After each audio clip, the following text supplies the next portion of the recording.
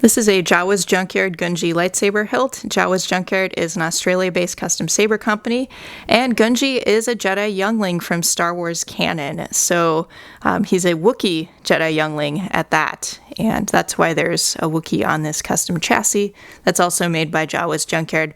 We'll talk about that a little bit later in the video.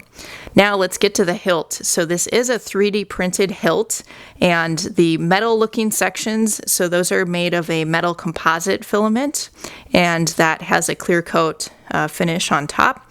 And then the other section that looks more like wood, that's made of a wood filament that's sanded and stained, and then that also has a clear coat finish on top as well. So there is a steel rod core to this hilt, and you can see it's an empty hilt with that steel rod core.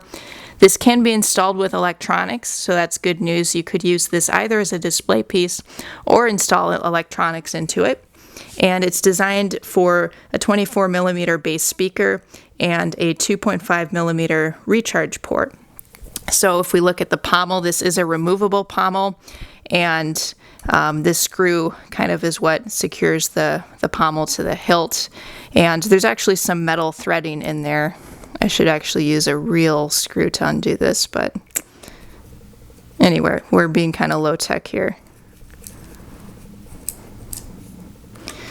So you can see the pommel actually has this metal section in here. Oops, throwing the screw around. So it screws into actual kind of a metal portion rather than just kind of a 3D printed section. So let's see if we can put that back. I'm not going to tighten this all the way just for the sake of the video. And you can see that that pommel is, of course, vented as well. So that's kind of most of the stuff related to the actual hilt. Now we do have this custom chassis over here.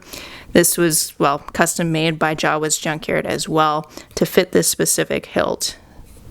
And it's kind of a neat touch. You have the Wookiee kind of pattern on the chassis as well.